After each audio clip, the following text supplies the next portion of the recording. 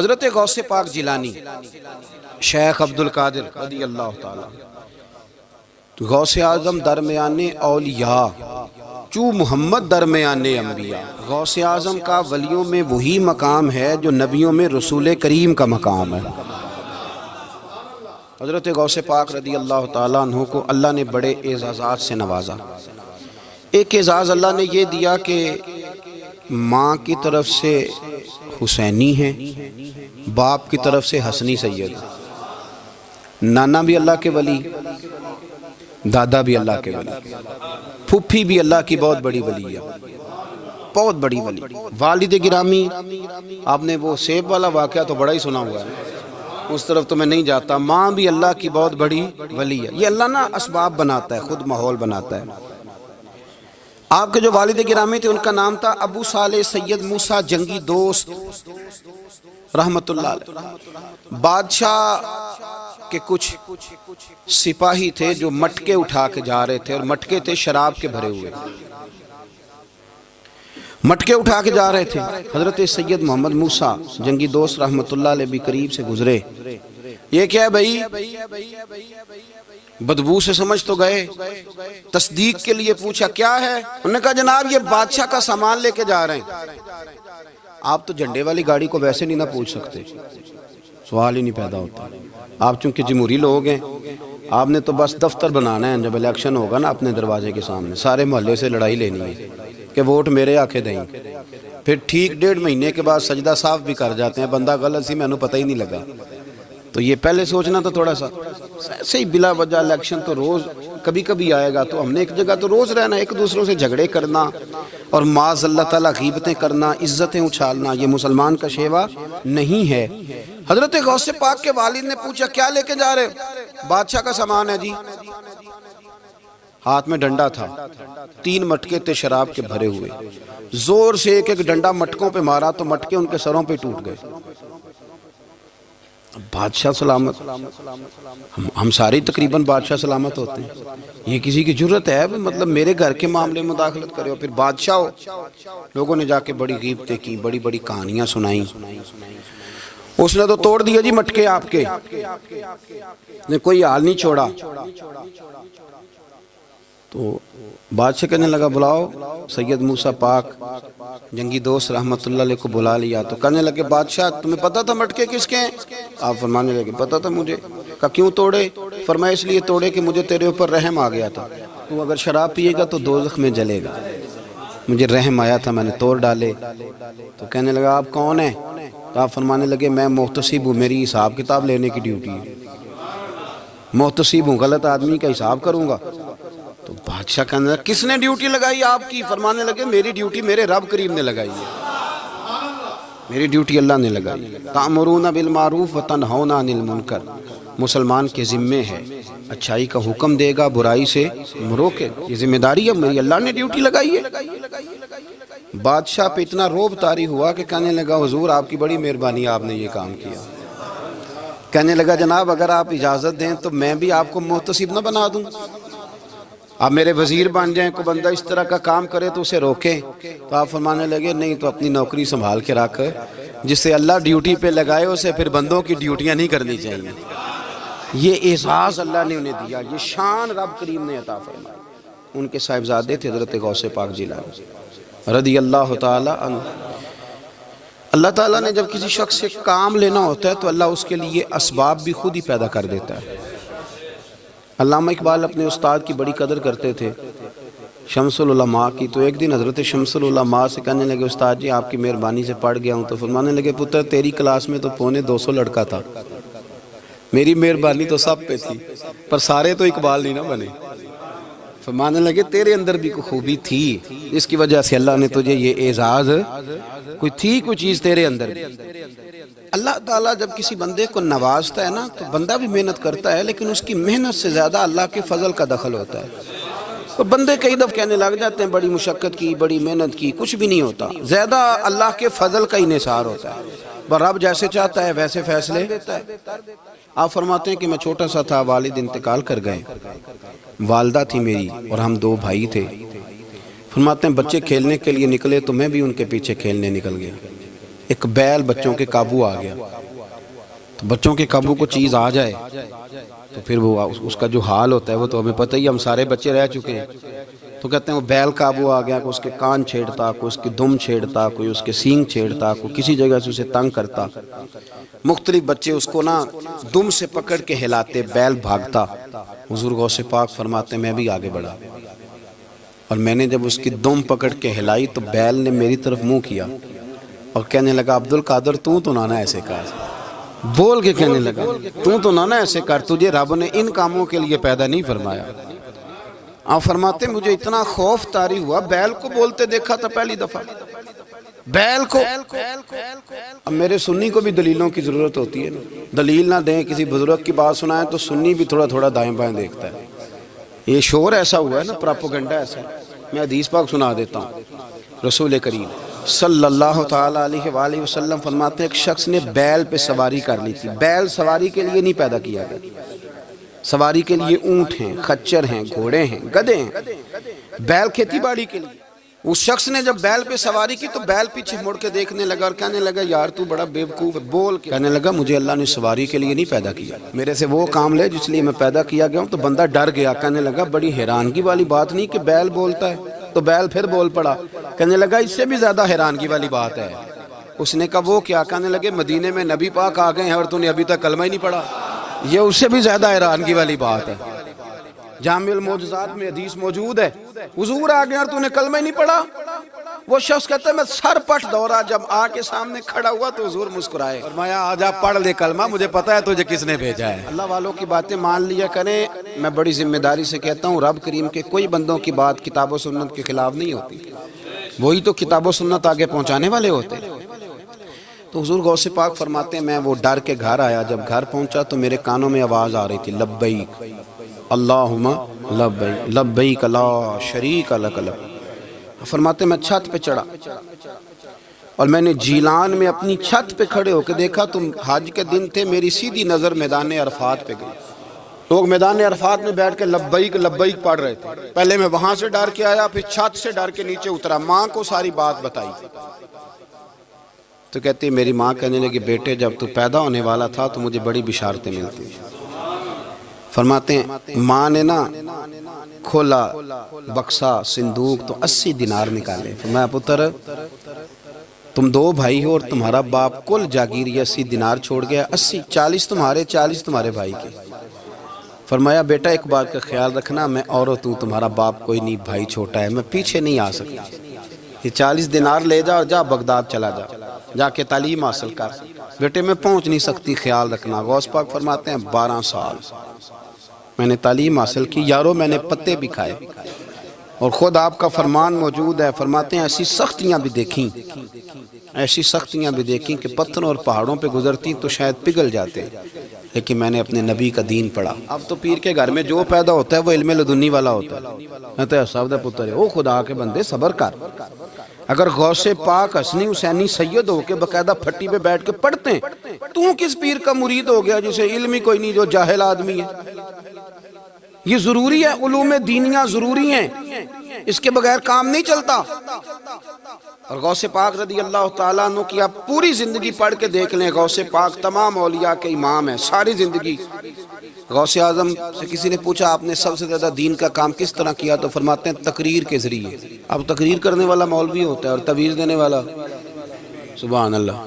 غوث پاک رضی اللہ تعالیٰ عنہ فرماتے ہیں میں نے دین کا سارا کام کس ذریعے سے کیا ہے، ہفتے میں 3 جلسے کرتے تھے اور 70 ہزار کا مجمع ہوتا تھا، اور بغیر لاؤڈ سپیکر کے تقریریں ہوتی تھیں، اور فرماتے ہیں جیسی سمجھ پہلے بندے کو آتی تھی ویسی آخری والے کو آتی تھی۔ لوگوں نے کہا حضور یہ کرم کیسے ہوا؟ فرمانے لگے میں نے جب تعلیم حاصل کر لی تو بولنا آتا ہی نہیں تھا، تو میں بڑا پریشان، ایک دن سو گیا تو خواب میں رسول کریم کا دیدار نصیب ہوا۔ نے فرمایا تو واز کیا کر، تیرے واز سے لوگوں کو فائدہ ہوگا۔ یا رسول اللہ میں اجمی بندہ ہوں، لوگوں کے سامنے کیسے بات کروں گا؟ تو حضور نے فرمایا منہ کھولنا ذرا۔ کہتے میں نے منہ کھولا تو محبوب نے 7 دفعہ لعاب دہن ڈالا میرے منہ میں۔ آپ فرماتے ہیں پھر بولتا میں تھا، اثر کوئی اور پیدا کر دیتا۔ حضور غوث پاک رضی اللہ تعالیٰ عنہ نے 40 سال دین کا کام کیا۔ صبح کے وقت فقہ کا درس دیتے تھے فجر کے بعد، کچھ دیر کا ناشتہ کرتے سو جاتے، پھر آ کے مدرسے میں پڑھاتے باقاعدہ بچوں کو۔ غوث پاک رضی اللہ تعالیٰ عنہ کی سیرت پر آپ ساری کتابیں پڑھ لیں، ساری کتابیں لو، میں نے بھی بڑا ہی دعویٰ کر دیا، یعنی ساری کتابیں جتنی اب تک چھپی ہوئی ہیں ساری پڑھ لو، کہیں نہیں ملے گا کہ ہم غوث پاک کے آستانے پہ گئے۔ غوث پاک کسی بندے نے یہ نہیں کہا ہم غوث پاک کے آستانے پہ گئے، غوث پاک کے دربار پہ گئے، سب نے یہی لکھا ہے کہ ہم حضور غوث پاک کے مدرسے میں گئے۔ ہمارے نا مدرسوں میں سبق تقسیم ہوتے ہیں، سال جب شروع ہوتا ہے نا تو سبق تقسیم ہوتے ہیں، ہمارے مدرسے میں بھی تقسیم کرتے ہیں ہمارے مولانا۔ آپ حدیث پاک پڑھائیں گے، فلانا استاد منطق پڑھائے گا، فلانا فلسفہ پڑھائے گا، فلانا یہ سبق تقسیم ہوتا ہے، فلانا قرآن، فلانا حدیث، فلاں فقہ۔ تو غوث اعظم کے مدرسے کے جو ناظم تعلیمات تھے وہ کہنے لگے حضور سبق بانٹنا ہے تو آپ کو کون کون سے سبق دے دیں، کون کون سا پیریڈ پڑھائیں گے؟ تو آپ فرمانے لگے نہیں پیریڈ رہنے دو۔ حضور پھر فرمایا اس طرح کرو، لائق لائق بچے تم رکھ لو اور نالائق سارے مجھے دے دو، میں جانوں اور نالائق جانے، نالائق سارے میرے۔ غوث پاک رضی اللہ تعالیٰ نالائق سارے رکھ لیے، کند ذہن، اور حضور غوث پاک ان کو اسباق پڑھایا کرتے، ان پر محنت کرتے۔ فجر کے بعد فقہ کا درس، 10 بجے مدرسے کی کلاس، زور کے بعد حدیث پاک کا درس، مغرب کے بعد تفسیر بیان کرتے۔ بانج علموں جو کرے فقیری وہ کافر مرے دیوانہ، اور عشاء کی نماز کے بعد ہفتے میں 3 جلسوں سے خطاب، اور یہ سارے کام کر کے نا تو پھر بھی غوث اعظم جب دنیا چلی جاتی تو وضو کر کے مصلی پہ بیٹھ جاتے، اور 40 سال بیت گئے، ساری رات اللہ کی بارگاہ میں عبادت کرتے، 40 سال۔ حضور غوث پاک کو اللہ نے بڑا اعزاز دیا، کتابیں لکھی، ڈیوٹی کی، محنت کی، کوشش کی پوری دنیا میں۔ میں پہلے بھی بتا چکا ہوں، پھر بتاتا ہوں، یہ جو صلاح الدین ایوبی کا بہت نام لیتے ہیں نا، بہت بڑے مجاہد تھے۔ صلاح الدین ایوبی کے ساتھ 70,000 کی فوج تھی، سارے کے سارے غوث پاک کے مرید تھے۔ صلاح الدین ایوبی نے حضور غوث پاک کی زیارت نہیں کی، پر تعلیم غوث پاک کے مدرسے میں حاصل کی۔ اس کو بڑا شوق ہو نا کتابیں دیکھنے کا، وہ میرے پاس آئے، میں دکھاؤں گا انشاءاللہ تعالی۔ صلاح الدین ایوبی حضور غوث پاک کے مدرسے کا طالب علم ہے۔ یہ آپ کے ملک میں 2-3 دن سے رٹا چل رہا ہے، وکیلوں کا، ڈاکٹروں کا، کل سے یونیورسٹی کا بھی چل گیا ہے۔ یہ لڑائی کسی مولوی 2 گروپوں میں ہوئی ہوتی نا، چلو نام بولو، میں نے پتہ ہے اگلی گل دا بھی، کسی مولویوں کے 2 مدرسوں میں ہوتی نا تو جو طوفان اٹھنا تھا نا ہر چوک میں، مولوی لڑاندے بڑا لے یہ بڑی۔ میں نے دعوت دی تھی پرسوں، میں نے کہا جب وکیل مکمل تعلیم کر لینا اسے 2 سال مدرسے میں لاؤ، ہم اسے سکھائیں گے اٹھنا کیسے ہے، بیٹھنا کیسے ہے، ان کو لاؤ۔ اس لیے کہ ہم اپنی بات نہیں بتائیں گے، ہم بتائیں گے محمد عربی کی باتیں صلی اللہ علیہ۔ مہربانی کرو، مجھے کوئی شکوہ نہیں ان سے، کوئی کسی قسم کا نہیں، اس لیے کہ ہمارے ملک میں نا احتجاج کا کلچر پرموٹ کیا گیا ہے، ہم نے یہ ماحول بنا کے دیا ہے سڑک بلاک کرنے کا۔ یہ ہمارے قریب ایک گاؤں ہے تو روز ڈکیتیاں ہوتی تھی، بچہ بھی قتل، پولیس والے سنتے ہی نہیں تھے، ان بیچاروں نے روڈ بلاک کیا تو سب صحیح ہو گیا، اسی وقت سارا کچھ ہو گیا، اب پہرے داری بھی لگتی ہے، اب جناب چوکیاں بھی قائم ہو گئی، سب کچھ ہو رہا ہے۔ مزاج بنا دیا ہم نے، یہ عدم برداشت ہے، یہ کلچر خطرناک ہے، یہ کلچر تباہ کرے۔ وکیل کوئی غیر نہیں، ہمارے اپنے بھائی ہیں، کون ہیں وہ؟ ڈاکٹر کون ہے؟ ہمارے اپنے۔ یہ جو بچے یونیورسٹی میں لڑے کون ہیں؟ ہمارے اپنے۔ ہم ان کو کاٹ کے نہیں پھینک سکتے، یہ کوئی دوسرے لوگ نہیں، سب کو ضرورت ہے ایک دوسرے کی، لیکن خدا را مہربانی کرو، معاشرے میں برداشت کا کلچر پیدا کرو، سکون کا کلچر پیدا کرو، سہنا سیکھو۔ سنو ایک بات کرتا ہوں، اللہ کرے کہ میں سمجھا سکوں، سارے فیصلے خود نہ کرو۔ اگر تمہیں نظر آئے نا کہ آپ کے ساتھ کہیں ناانصافی بھی ہو رہی ہے تو ساری عدالتیں دنیا میں نہیں لگنی، ایک قیامت میں بھی لگنی ہے۔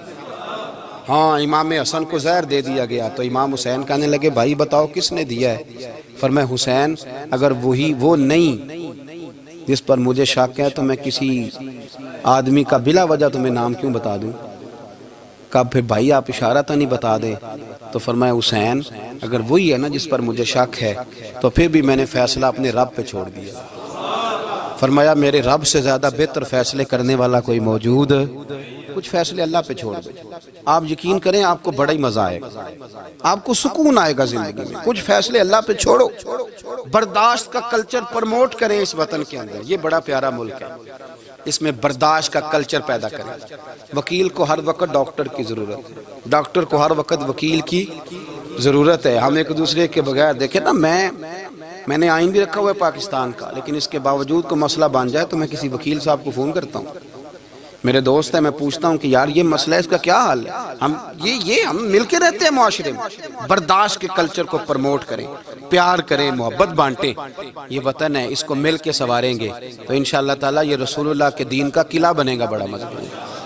اس سے پیار کریں. مثبت غلط بات ہے تو اس کو آپ سمجھائیں, اس پر تبلیغ کریں, لیکن یہ نہ کریں کہ آپ عدم برداشت کا ماحول پیدا کریں. حضور غوث پاک رضی اللہ تعالیٰ عنہ دین کا کام. ایک بات, اللہ والوں کے پاس لوگ دعاؤں کے لیے جاتے ہیں. کیوں جاتے ہیں؟ سنو, میرے ساتھ ایک شخص رہتا ہے, صبح سے شام تک میری ڈیوٹی کرتا ہے, نوکری کرتا ہے, خدمت کرتا ہے, گاڑی چلاتا ہے, یہ کرتا ہے, وہ کرتا ہے. ایک صاحب ہیں جو 3 سال کے بعد ملتے ہیں. پھر وہ جو 3 سال کے بعد ملتے ہیں وہ شکوہ کرتے ہیں کہ پیر صاحب اس کی بات زیادہ مانتے ہیں. تو پیر صاحب اب کدھر جائیں, یہ سارا دن پیر صاحب کی مانتا ہے. نہیں سمجھ آ رہی ہے آپ کو بات؟ یہ مزاج ہے نا جی. ایک بندہ سارا دن دنیا داری کرے, مال کمائے, پتہ نہیں جھوٹ بولے, بڑا کچھ کرے, اور ایک اللہ کا ولی جو اپنا بنائے کچھ نہ, سارا دن رسول اللہ کی باتیں کرے, سارا دن اللہ کے دین کی خدمت کرے. اور بھائی وہ جب ہاتھ اٹھاتا ہے نا تو پھر اللہ اس کی بات کو قبول کرتا ہے. کچھ میرے خاص ہیں, کچھ تیرے خاص ہیں, تو کچھ رب کے بھی خاص ہیں. اور اس پر بھی میں پہلے آیت پڑھ لوں گا تاکہ دلیل مضبوط ہو جائے. اللہ فرماتے ہیں واللہ یختص برحمتہ من یشاء. فرمایا میں نے کچھ بندوں کو اپنی رحمت سے اپنا خاص بنا لیا. کچھ بندے اللہ کے بس اللہ کی بارگاہ میں وہ دعائیں کرتے ہیں تو اللہ قبول فرما لیتا ہے. پتر اللہ ہی دیتا ہے, لیکن اللہ کا ولی دعا تو کر سکتا ہے نا. اللہ کا ولی, میری بات کی سمجھ آ رہی ہے؟ بیٹا کون دیتا ہے؟ اللہ. حضرت محدث اعظم رحمۃ اللہ علیہ کے پاس ایک شخص نے آ کے کہا جی ولی اللہ بیٹا دے سکتا ہے؟ آپ فرمانے لگے ولی اللہ اللہ سے ملا سکتا ہے؟ جی وہ تو ہے ہی ولی اللہ, تو اس نے ملا دینا ہے. تو فرمایا جو اللہ سے ملا دے بیٹا تو چھوٹی سی بات ہے. تو دیکھ نہ کہ جو اللہ تک تجھے لے گیا تو پھر پتر پیچھے رہ گیا. لیکن بیٹا دیتا کون ہے؟ بول کے بتائیں, بول کے. اللہ دیتا ہے. دعا کون کرتا ہے؟ اللہ کا ولی دعا کر دیتا ہے. بی بی آ گئی روتی ہوئی غوث پاک کے پاس, کہنے لگی 6 بیٹیاں ہیں. خامد اور سسر کہتے ہیں کہ 7ویں بھی بیٹی ہوئی تو طلاق دے دیں گے. تھوڑا سا اگر بندہ مالدار بھی ہو تو پھر وہ ہمارا دماغ جہاں مرضی چلتا ہے نا. یہ جہالت آج بھی بہت ساری جگہوں پہ پائی جاتی ہے. تہذیب سکھاتی ہے جینے کا سلیقہ, تعلیم سے جاہل کی جہالت نہیں جاتی. تو رو پڑی. حضور غوث پاک رضی اللہ تعالیٰ عنہ نے بلایا اس کے شوہر کو بھی اور سسر کو بھی. فرمایا یہ دیکھ, یہ تو اللہ کے کام ہے, جس کو چاہے بیٹیاں دے, جس کو چاہے بیٹے دے. تو جو نہیں مانتے پھر غوث پاک کی بھی نہیں مانتے. انہوں نے کہا جی نہیں دی, میں تو نکاح کروں گا. چلے گئے تو غوث پاک کی بارگاہ میں وہ بیٹی اور اس کا باپ اور اس کی ماں پھر آئے, کہنے لگے حضور مہربانی فرمائیں. پھر اللہ کے ولیوں کے پاس ایک قوت ہوتی ہے جس کا نام مصلی ہے. مصلی بہت بڑی طاقت, بہت بڑی. حضور نے فرمایا دعا صلاح المومن, فرمایا دعا مومن کا ہتھیار ہے. یہ مومن جب ہاتھ اٹھاتا ہے تو پھر عرش کا مالک دروازے کھول دیتا ہے کرم کے. حضور غوث پاک نے مصلی بچھا لیا اور رو پڑے, کہنے لگے مالک کریم اس بی بی کے دل میں کس نے بات ڈالی تھی کہ عبد القادر کے دروازے پہ جا. دیکھیں منانے کا انداز, منانا آتا ہے نا. اللہ کس نے اس کے دل میں بات ڈالی کہ عبد القادر کے دروازے جا, کس نے ڈالی؟